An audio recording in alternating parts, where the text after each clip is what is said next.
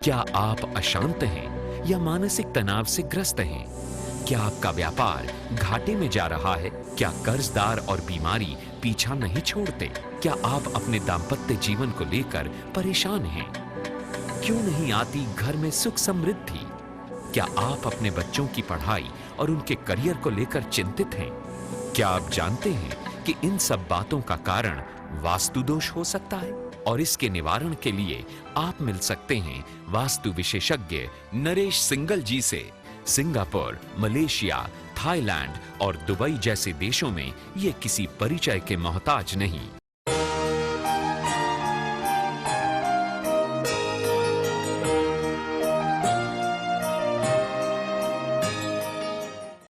नमस्कार दर्शकों, मैं हूं लीना खुराना और आप सभी का बहुत बहुत स्वागत है हमारे कार्यक्रम सुख समृद्धि में। हर बार की तरह इस बार भी हमारे साथ स्टूडियो में मौजूद हैं वास्तु एवं feng shui expert Shri Naresh Singal जी।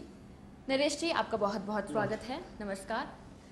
आज आप हमारे दर्शकों को वास्तु के बारे में कुछ खास टिप्स दीजिए। आम आदमी को वैसे मालूम ही होगा, लेकिन फिर भी मैं कुछ चीज़ें बताना चाहता हूँ कि यदि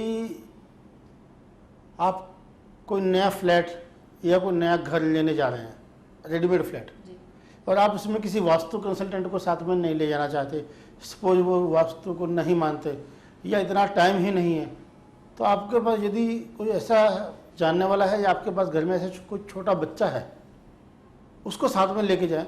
यदि वो बच्चा उस घर में एंटर करते ही रोने लग जाए, थोड़ा अनकंफर्टेबल हो जाए या चुप भी ना हो, चुप कराने के बाद भी, तो आप ये मान लीजिए कि उस घर में कुछ ना कुछ नेगेटिविटी है।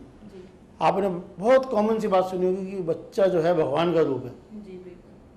और आपने बहुत सी फिल्मों में या कहानियों में पढ़ा होगा कि जितनी भी नेगेटिव या पॉजिटिव एनर्जी होती है, राक्षस हो या देवी देवता हो, ठीक, ये तो मैंने एक शास्त्रीय भाषा बोल दी। अदरवाइज वहाँ पर कुछ भी नेगेटिव कोई परेशानी है, एनर्जी है या पॉजिटिव एनर्जी है, तो वो शायद हमारे लोगों को नज़र नहीं आती, जबकि एक छोटे बच्चे को नज़र आती है। छोटे बच्चे से मेरा मतलब ये है जो गोदी का बच्चा है, जो माँ का दूध पीता है, छोटा बच्चे की बात कर रहे हैं, वो जो है, तो उससे वो बच्चा जो उसको वो विजिबल होती है, उसको वो दिखाई देती है नेगेटिव या पॉजिटिव एनर्जी से। तो पहली बात तो ये है कि आप वो एक टेस्टिंग मैंने बताया कैसे करें।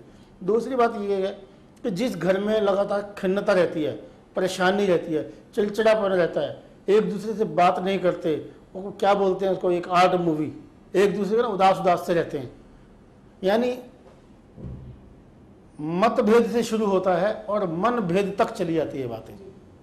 आप दोनों बातों में अंतर बता रहा हूँ कि मतभेद है ना, कोई बड़ी बात नहीं है, लेकिन जब मन भेद भी हो जाता है तो उसके लिए हम बड़ी सिंपल सी बात है कि आपका जो घर है उसको क्लीन कीजिए, सफाई कीजिए ढंग से, जैसे हम दिवाली के दिन में करते हैं। आप देखिए कि आपके घर में कोई ऐसे ताला या चाबी तो नहीं है जो कि बंद पड़ा हो, खराब पड़ा हो। ऐसे pen, pencil, calculator, mobile, mixie, geyser, कभी टैप टपक रहे होते हैं, और जो दरवाजे हैं हॉरर मूवीज़ की तरह मूव कर रहे होते हैं। कभी होल्डर लगा हुआ है तो उसमें बल्ब नहीं है, बल्ब लगा हुआ है तो फ्यूज है। यदि बल्ब भी ठीक है, होल्डर भी ठीक है, बट देखते हैं कि स्विच खराब है। यानी जो जितने भी ये सभी जो लक्षण हैं दरिद्रता के हैं, गरीबी के हैं, चिड़चिड़ेपन के हैं, इरिटेशन के हैं।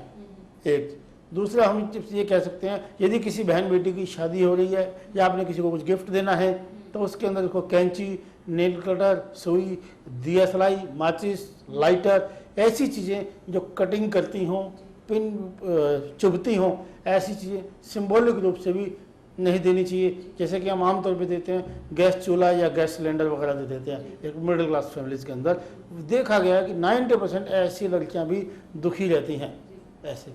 चौथी बात हम ये कह सकते हैं कि जिस घर में लगातार कोई ना कोई बीमारी है, उनको पता ही नहीं लगता, उनका केमिस्ट की दुकान पे वो ऐसे जाते हैं जैसे सब्जी वाले की दुकान पे जाते हैं, यानी उनको जाना ही पड़ता है। तो वो चेक करें कि वो पक्के तौर पे मैं दावा करता हूँ कि वो अपनी जो मेडिसिन हैं किचन में जो रखती होंगे, क्योंकि किचन से हम क्या है खाना लेते हैं, फूड लेते हैं, तो लगातार जो है उनको ऐसे दवाई खाने की एक टेंडेंसी सी बन जाती है, एक आदत सी बन जाती है इसके अंदर। दूसरी बात, जिन घरों के अंदर हम कहते हैं कि बार बार देखते हैं कि बेटे का पता नहीं क्या बात है, अभी पिछले महीने से चोट लगी थी, अब फिर गिर गया, अब इसको टाँके आए हैं, स्टिचेज आए हैं, अब इसको पता नहीं क्या होगा, अब इसको कट लगवाना पड़ गया, अब इसको इतना घाव हो गया, जो यानी लगातार जब उसको ब्लीडिंग हो रही है, तो एक बड़ा सिंपल सा उपाय है। यदि आपका बच्चा स्वस्थ है या आप स्वस्थ हैं, 18 साल से ऊपर हैं, मेडिकली फिट हैं, इसके बावजूद भी आपके बार बार एक्सीडेंट्स होते जा रहे हैं, बहुत सिंपल सा उपाय आपको बता रहा हूँ कि केवल आप ब्लड डोनेट कीजिए। ब्लड डोनेट कर देने से भी आपको उस चीज़ों से निजात इमीडिएट मिल जाएगी। तो फेंग शुई और वास्तु क्या दोनों आपस में संबंधित हैं या दोनों में बहुत गहरा डिफरेंस? दोनों का मोटिव जो है मानव कल्याण है। दोनों का मतलब ये है कि वहाँ पे उसको इस्तेमाल करने वाला आदमी सुखी रहे। बेसिक यह है कि वास्तु जो है बेसिक आर्किटेक्चर की बात करता है, जो सॉलिड जो फिजिकल जो वहाँ पे बना हुआ है उसकी बात करता है, और जो फेंग शुई है वो इंटीरियर की बात करता है, अंदर से। फेंग शुई के अंदर हम कलर स्कीम से, दर्पण से, रोशनी लाइट सिस्टम से और कुछ इसके गैजेट्स बना करके इसको ठीक कर सकते हैं। फेंग शुई मतलब सिंबॉलिक साइंस, चिन्ह विज्ञान, जिसके जैसे हम कोई चीज़ नहीं भी लिखी बट हमने चिन्ह लगा दिया तो हम उससे भी समझते हैं। नो स्मोकिंग के जो उनमें लगाते हैं कांटा लगाया होता है, तो इसी में हम समझते हैं कि बट वहाँ पे लिखा कुछ भी नहीं है, चिन्ह है। तो इसलिए फेंग शुई जो है एक सिंबॉलिक साइंस है। उससे भी जो हमारी सोच बदलती है, सोच पॉजिटिव होती है। जब सोच पॉजिटिव होती है तो एक्शन पॉजिटिव होता है, जब एक्शन पॉजिटिव होता है तो उसका रिजल्ट भी पॉजिटिव आता है। और इसलिए हम ये कह सकते हैं कि फेंग शुई से हमारे को बहुत बेनिफिट मिलता है। ये बेसिक जो हम तोड़फोड़ की हम बात करते हैं, हम तोड़फोड़ ना करते हुए फेंग शुई को इम्प्लीमेंट कर देते हैं।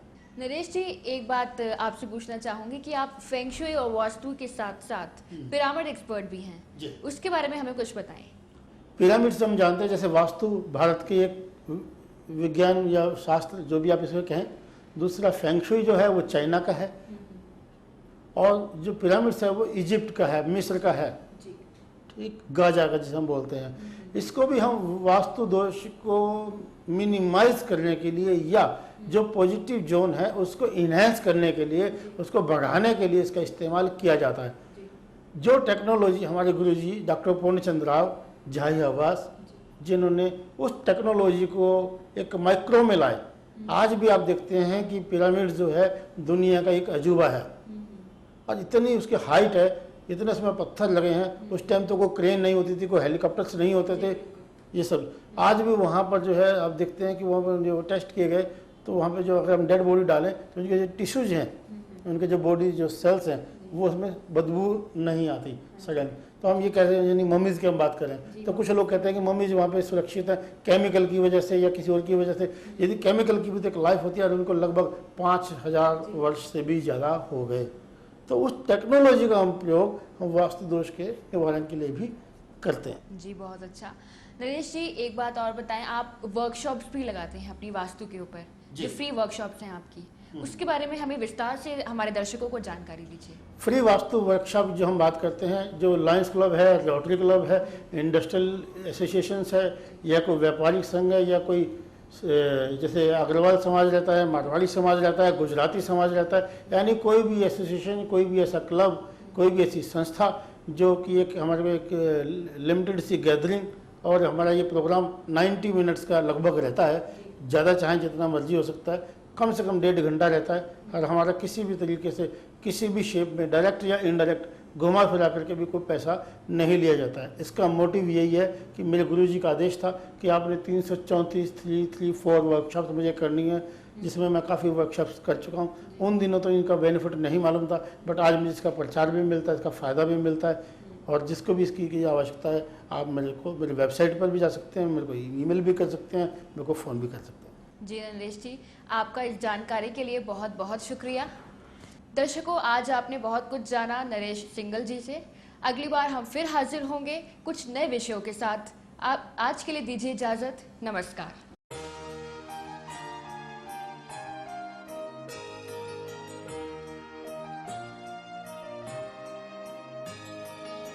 कल देखिए ग्रेटेस्ट एस्ट्रोलॉजी शो शाम 6:50 से 7 बजे डॉक्टर वेद प्रकाश के साथ।